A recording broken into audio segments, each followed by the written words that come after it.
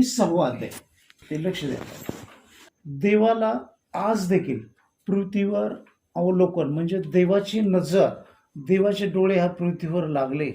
देवाने पाहिलं तर पाप, जिकडे पाहू तिकडे पाप, सगळ्या प्रकारचं मूर्तीपूजा, व्यभिचार, विश्वासघात, देवाच्या विरोधात लबाडी, इवन ख्रिश्चन लोक सुद्धा आज चर्चमध्ये, उद्या दर्ग्यामध्ये, उद्या बाबाकडे, कुठं बाईकर, गंडादोरा, व्यभिचार, लेकर व्यभिचारात, मुलींचे 2-2 अबॉर्शन, पण छानपैकी लग्न लावून देतात ख्रिश्चन चर्चमध्ये. आणि इतर लोक म्हणजे देवाने निर्माण केलेले प्रत्येक स्त्री पुरुष म्हणजे सर्व मानव कडे आज देखील देव पाहत आहे, जसं नोहाच्या काळात बघितलं. आणि देवाला काय दिसतं? खूप थोडे लोक नोहासारखे, कसे देवाच्या समागमे चालणारे, म्हणजे देवाच्या बरोबर रोज बोलणारे आणि देवाच्या वचनाप्रमाणे आचरण करणारे, रोज देवाला प्रामाणिक प्रार्थना करणारे, रोज देवाला लोक देवाकडे यावेत, देवाचं राज्य वाढावे अशी प्रार्थना करणारे लोक फार थोडे आहेत. नोहा देवाच्या समागमे चालत असे. त्या काळी पृथ्वीवर इतकं काय अनर्थ माजला होता असं देव सांगतो की देवाला एवढा क्रोध आला की तुम्हाला मी सगळं नाश करणार आहे. पृथ्वीवरचा ज्यामध्ये जीव आहे, तो प्राणी असू, रांगणारा पक्षी असू, कुणी असू, मानव असू, सगळे मारणार आहे. हा संदेश नोहाला दिला. नोहा कोण होता? तर एक देवाचा एक संदेष्टा, देवाचा एक महान सेवक होता. आणि तो धार्मिक, सात्विक अख्ख्या पृथ्वीवर एकटा सापडला. आणि त्याची 3 मुलं, 3 सुना आणि बायको, म्हणजे 8 लोकांची फॅमिली, फक्त एक फॅमिली नोहाची. पण बाकीचे लोक नोहाच्या खाली आहेत, नोहाच्या आड आहेत. पण एकटा नोहा देवाबरोबर चालणारा, देवाच्या समगमे राहिला, रोज देवाबरोबर बोलणारा. आणि देव त्याला म्हणतो, माझ्यावर तुझी कृपादृष्टी झालेली आहे. आणि म्हणतो, तू काय कर, तुझं घराणं म्हणजे मुलं, सुनाने, बायको, तुझी फॅमिली वाचवण्यासाठी काय कर, एक तारू बांध. आणि तो तारू 300 हात लांबी, 50 फूट रुंदी आणि 30 हात उंची, मोजमाप देतो देव. त्याला डांबर लाव, राळ लाव, राळ टाकून, आणि त्याला 3 मजले कर, खिडकी कर उंच, 1 हात वर सोडून, आणि त्याला मजले कर आणि सगळं खाण्यापिण्या सगळी तयारी. परंतु काय सांगितलं होतं? मी 40 दिवस 40 रात्री पाऊस इतका आणणार आहे पाणी की जलाने, पाण्याने सगळं पृथ्वीवरचे जीवजंतू मनुष्यसहित नष्ट करणार आहे. केवळ मी तुझ्यावर तुझी कृपादृष्टी माझी झालेली आहे आणि तूच मला धर्माने वर्तणारा असं मला दिसलास. त्यावेळेस नोहा ओरडून सांगत होता, सगळं उल्लेख नाही पण सांगत होता, मला माहिती आहे, देवाकडे वळा, पाप सोडा, ख्रिश्चन लोकांनो, जुन्या लोकांनो, नवीन लोकांनो, लोकांना वाचवा, लोकांना सुवार्थ सांगा, स्वतः वाचा, प्रार्थना करा, पवित्र जीवन जगा. नोहा सुद्धा ओरडत असेल. त्याची पोरं, सुना आजूबाजूच्या लोकांना सांगत, लोक हसत होते, त्याची थट्टा करत होते, मस्करी करत होते. आणि तो दिवस जसा जवळ येतो पण तो त्यावेळेस पाऊस नव्हता, पण तो जहाज बनवत होता. देवाची रोज वाणी ऐकायचं, तो जहाज बनवत होता, तयारी करत होता. आणि त्याच्या कुटुंबाला आणि त्याला माहीत होतं काय, तो ओरडून सांगत होता, पश्चाताप करा. ऐकलं नाही. देव म्हणला, त्या फॉलन एंजलने, ज्या लुसिफर, ते देवदूत म्हणजे सैतान, त्याच्यावर पडलेले देवदूत म्हणजे सैतान झाले, त्यांनी म्हणजे असं पाप आणि पुरुष स्त्रियामध्ये पाप, मूर्तीपूजा, अमंगळ कृत्य सगळंच वाढलं, जीवजंतू सुद्धा बिघडले होते. आणि देवाला पस्तावा झाला मनुष्य निर्माण केल्याचा. देवाने आशीर्वाद देऊन निर्माण केला, आशीर्वाद दिल्याचं उलट झालं. आणि मग देवाने मर्डर, हे ते सगळं रक्तपात सुरू झालं, आदामास. आणि मग देवाने पस्तावा झाल्यामुळं ठरवलं, मी नाश करणार आहे. पण त्यातून नोहाला धार्मिक, सात्विक, देवाबरोबर चालणारा होता आणि त्याच्यावर नजर गेली. आणि देवाने त्याच्याद्वारे मग आपण आहेत पुढं सगळे पृथ्वीवरचे, त्याच्या मागचे गेले, पाण्यात बुडून मेले. आणि मग देव आज देखील आपल्याला हा संदेश देतो, विश्वास. विश्वास काय करतो? देवाशी बोलणारा असतो. जो विश्वासणार आहे खरा, तो देवाचं रोज वचन ऐकतो.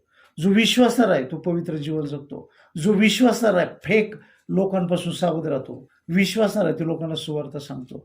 विश्वासणार आहे त्याला भीती असते, देवाची हृदयात भीती असते. आणि मग देव नोहासारखा आपल्याला विश्वास राखायला सांगते, देवाबरोबर चालायला सांगते, वचन वाचणारे, पवित्र जीवन जगणारे. कारण नोहासारखे दिवस येत आहेत, पण आता अग्नीने नाश होणार आहे. तो म्हणजे नरक. लोकांना थट्टा वाजते, हे हे हे हे हो करते, नाही ना. आणि मग एक दिवस असंच येईल, क्षणात प्रभूचं आगमन होईल. जे देवाचे लोक आहेत नोहासारखे चालणारे गुप्त आगमनात उचलले जातील स्वर्गावरून, आणि बाकीचे राहतील 1000 वर्षाच्या सहन करणार. आणि त्यानंतर न्यायाचा दिवस येईल, परत प्रभूचं ढगाव बसून येईल प्रभू देवदूतांचे. त्यावेळेस न्यायाधीश उभा, म्हणजे सिंहासनावर बसेल प्रभू येशू ख्रिस्त, पिता न्याय कर. त्यावेळेस धरकीत नरकात टाक. तिथे नोहासारखंच होईल, क्षणात नष्ट होईल. ही पृथ्वी आकाश नष्ट होणार आहे, गुंडाळून जाईल असं देव म्हणतो. नवीन येरुशलेम, नवीन पृथ्वी नाही का, ती निर्माण होईल, नवीन स्वर्ग.